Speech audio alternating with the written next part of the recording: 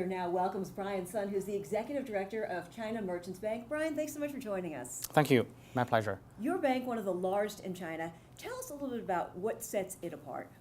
Yes, I think we are very different than some of the names you heard, like Bank of China, ICBC, China Construction Bank.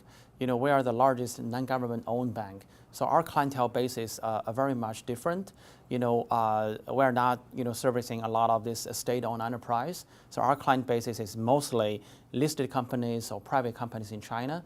So they are interested more in middle market transactions here in the U.S. What type of investments, what sector primarily? Right now, yes, a couple of different sectors driven by the market in China. You know, you're talking about healthcare. Within healthcare, you have pharma business, medical device, even clinical trial and hospital groups. And then the other sector is manufacturing, auto parts, electrical vehicle, automation, robotics. The third area is consumer food. The last one is we see recently is on the financial services like insurance and also asset management.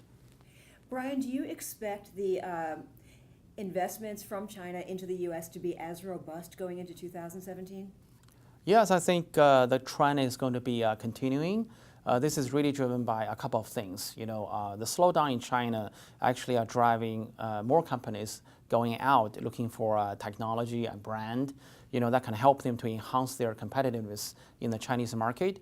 The second is, people think that allocation, into the U.S. dollar, assets is something good because the U.S. dollar is strengthening.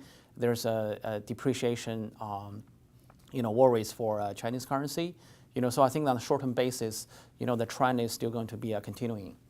Let's talk a little bit about the technology, the development of technology in China. Major player now. Mm-hmm. We were talking to someone earlier from LeEco about the streaming that was just brought into the United States from that company. Is China now getting to be a major player in the development of technology? I think that area, is actually very much into internet and then e-commerce as well. I think this is an area where you see some great Chinese companies, making tremendous, achievement. One of the companies is Tencent, the other one is Alibaba on the e-commerce. Mm-hmm. So I think, as you mentioned, LeTV, is also trying to bring in, new ideas into, how to combine technology with media.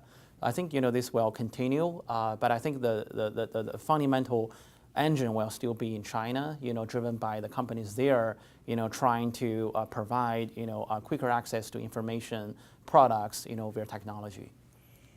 Is the phenomenon of urbanization continuing in China right now? More workers from the rural areas moving into the urban areas. And I know that the businesses, that's just been incredible how fast businesses have been opening.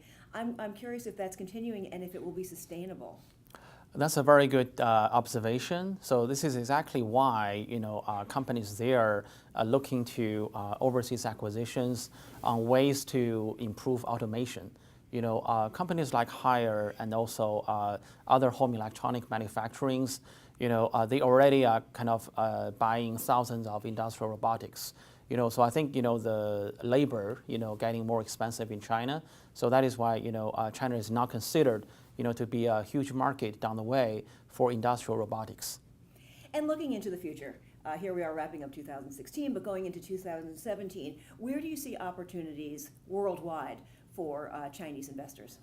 I think they are going to still look at Europe, and also U.S. is, still number one, place where people are looking for investments. I think in terms of, going into the next year, we are seeing more diversified interest, from Chinese buyers.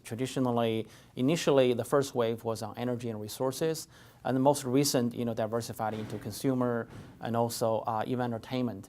I think going into next year, you're going to see more diversifications where, they're finding, good quality business that can actually have a, market in China. You see some of the acquisition in the sports area. I think that's area going to be continuing to develop. I think on TMT and asset light business, they will continue to develop as well. And cosmetics too, right? Cosmetic, yes. Cosmetics is definitely, with the increasing of middle market wealth, Yeah. ladies there are looking to, branded products as well. Yes. All right. Well, Yeah. Brian, thank you so much for your insight. It was an honor to have you here on the M&A Advisor. Thank you so much.